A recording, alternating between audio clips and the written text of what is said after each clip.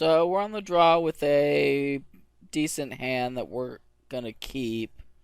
We'll see what our opponent's playing. Hopefully turn to either Thalia or Sculler into Strangler is good.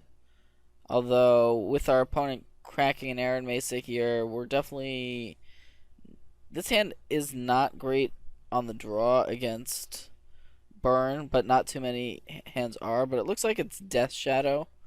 I think we'd rather see Death Shadow than Burn, but Death Shadow is one of those decks that if they have their God draw, there's basically nothing you can do. So, a couple of Mishra's Baubles are getting cracked. Looks like we're going to be taking 3 on turn 1 from this Monastery Swiftspear. And now our opponent's going to get to draw multiple cards off these Baubles. So next turn we're looking at trying to stabilize. We're hoping that our opponent doesn't put another creature onto the board here. But we'll see.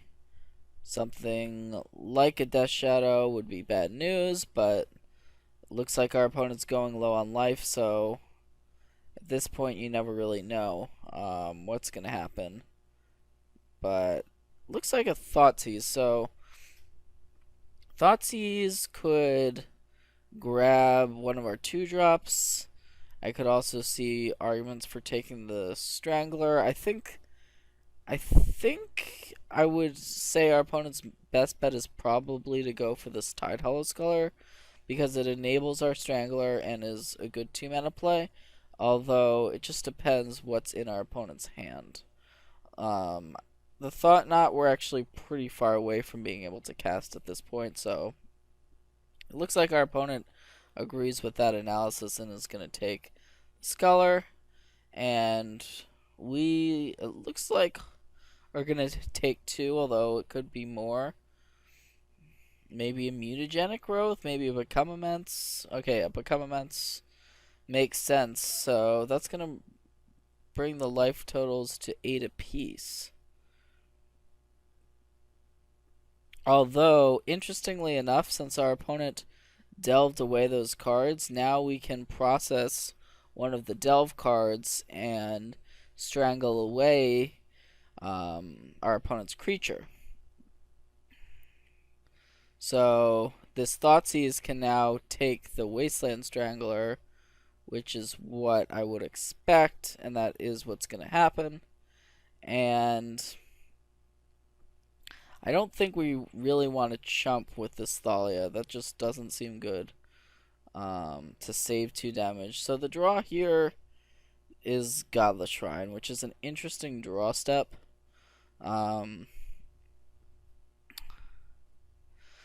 So we're in a bit of a tricky spot. If we attack, we're vulnerable to just dying next turn for sure, but I think we still have to attack. And just pass the turn. I don't think we're winning this game by chumping with our Thalia. We're able to attack, get our opponent down to 4. Yes, our opponent has 4 cards in hand. Yes, there's probably plenty of draws that are going to kill us here. But I don't like sacrificing this Ghost Quarter. Some versions of this deck play basics, some don't. But it looks like our opponent is going to take the conservative line and just pass back here, which is definitely good news for us. This Path to Exile gives us even more options, but I think we want to just go ahead and get the Thought Knot into play, see what's going on with our opponent's hand, and then proceed from there. So let's see what you're working with. So it's actually double Teamer Battle Rage and a Mutagenic Growth. So I think we want to take the Mutagenic Growth, and we're going to leave our opponent with 2 copies of Teamer Battle Rage. This is also going to mean that we're able to attack for 2 with our Thalia and basically put our opponent on a 1-turn clock. So we're definitely ahead in this spot.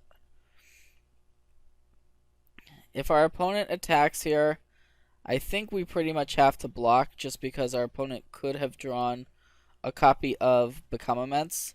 So we're pretty locked into blocking. So our opponent can Temur Battle Rage here to trade with our Thought Knot, but then they still don't have an answer to this Thalia. So this Thalia should be enough to just end the game here. And hopefully it does just that. Alright, so pretty lucky to have our opponent not draw Death Shadow there, or other creatures, but we'll take it. So looking at the sideboard against Death's Shadow, reasonable amount to think about here. We don't want the Relic of Progenitus. We definitely want the Go for the Throat. Removal is great against this deck. Kitchen Finks I also like here. The Warship is pretty solid. Definitely want the explosives. I think I'm finding myself shaving Aether Vial a reasonable amount after board, but that's because we're boarding in non-creatures and we don't want to take out a bunch of our creatures. So from that perspective, it does make a little bit of sense. We can definitely shave a bit on Kitchen Finks. Or, sorry, on Flicker Wisp, but we're actually boarding in the second Finks. And then I think we want this Thoughtseize here. It may be that Displacer is just a bit on the slow side in the matchup. So, I could also see playing the Reality Smasher. There's a few options. Do we want Smasher here? Maybe Smasher is just not good enough in this matchup, especially on the draw. Forgot about Burnt Forge Tender. It does block Swift Spear. It's probably worth an inclusion. So, in exchange, think we can take out another Flicker Wisp. Yeah. Let's go with the Vial. One Aether Vial left in the deck. And on the draw. So even though Aether Vial you would think is the most important card in the deck in post-board situations, sometimes it's just not where you want to be. And here we actually have a really interesting hand with the Aether Vial we did leave in. It's a 1-land hand. If it was a 2-land hand, we would snap it off, keep, no questions asked. Here we are playing an Aether Vial on 1, and then we're hoping to draw another land to be able to facilitate the rest of our hand. It's pretty close here in terms of whether we want to keep or mulligan. I'm going to go with keep. It's a bit of a gamble, but if we do draw 1 land, we can get both of these 2-drops into play, then get the 3-drop into play, and we're just going to hope that our opponent doesn't have a super explosive draw. Although it's pretty likely our opponent has a 1-drop of some sort, or a Thoughtseize. Thoughtseize would be pretty annoying because it would just take away our Aether Vial. And since our opponent fetch for Godless Shrine, it could be a Thoughtseize, and it is. So expecting to see that Vial hit the bin. Could also see an argument for the Tidehollow Sculler, but yeah, it does look like the Vial is what is going to be chosen here. So we definitely need to draw land here. Not our first choice of land, but it is a land in Seagate Wreckage. So that's going to allow us to deploy the Lead-In Arbiter, which is something. But we definitely would rather be casting the Tidehollow Sculler here than the Arbiter.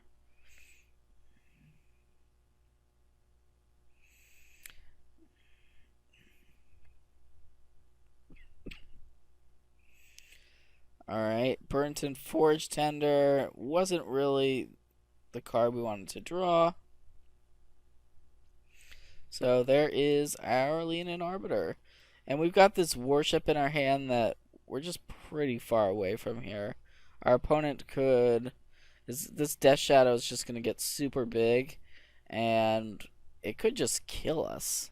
But we're not going to block this, and this could just be a flurry of pump spells. Yep, there's a Mutagenic Growth. Now the Death Shadow is a 9/9. Battle Rage is going to make it 18 damage, coming across, dropping us down to 2. All we can do is play a Burnt and Forge Tender here. Go ahead and crack in for 2, why not? But we're basically very close to being dead at this particular moment. The Gitaxian Probe is going to... That's pretty aggressive. It's going to bring our opponent down to 2. We're definitely locked into blocking the Death Shadow here. So we're going to do that. If our opponent has a Battle Rage, that would be game. Lightning Bolts, that would be game. So, okay, it is going to be Battle Rage. So that's going to do it for game 2, but that's okay. We kept kind of a loose one. Didn't get there. And our opponent had a pretty good draw. So, no regrets. But let's hope for a better showing this game. Do we want to make any additional sideboard changes? It's a reasonable question. Don't think we need to. Yeah, let's just run it back. Although, yeah, let's just run it back. Why not? And we are on the play with a double Eldrazi Temple hand, double Thalia hand. Wow. Pretty unusual hand here. Alright, sure. Keep. So, gonna lead on Temple here in the hopes of drawing Thought Knot. I could also see playing the Caves turn 1, but yeah, I think we want to just lead on Eldrazi Temple here. Now, if our opponent has something like a Gitaxian Probe or Thoughtseize, it's going to be pretty annoying that our opponent can get full information and know exactly what we are working with this hand. Because it's definitely a weird hand. But it looks like it's going to be an Nikado here. So that is fine. We are going to play Thalia.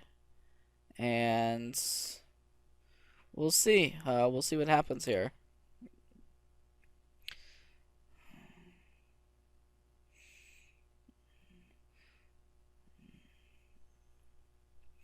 Definitely not going to block, even though we do have the second Thalia here. That's basically useless with our first Thalia in play. Not ready to chump block just yet. So, going to take the 3. We're at 16. We're actually winning the damage race, which shouldn't be surprising. But here's a Thoughtseize. So that's going to just nab the Worship from our hand. Worship is great. Our opponent realized how great Worship is clearly and took it away from us. So our draw here was Engineered Explosives. That's an interesting one. It may be that we're going to be able to set up an Explosives for 1 if our opponent plays another 1 mana threat. So I kind of like just holding on to it, attacking here for 2, and passing the turn. Okay, so our opponent is playing another 1 mana creature here, actually. And that's right, you have to pay 1 mana in order to cast that Mishra's Bauble. So I like just taking this here. We can take the 5 and play an Explosives next turn, and that should work out in our favor. Our opponent's only got 2, now 3 cards in hand with this Mishra's Bauble draw coming. And there's a copy of Leonin Arbiter, but we have no need for that this turn. So we're just going to play the explosives.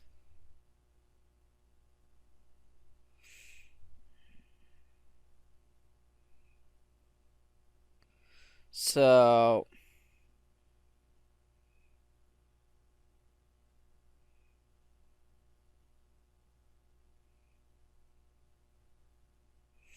yep, we're going to make sure this explosives is for 1 with our Thalia in play.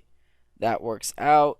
Now we can sacrifice it, get rid of those annoying creatures, and attack in for 2.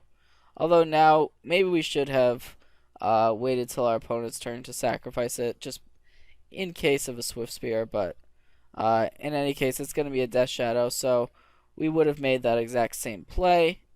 And now we actually drew a Thoughtseize. That's a pretty interesting one to have drawn. So I think we want to fire off the Thoughtseize and the Path to Exile this turn. So let's make black-white and start on the Thoughtseize here to clear out and know exactly what our opponent has in hand.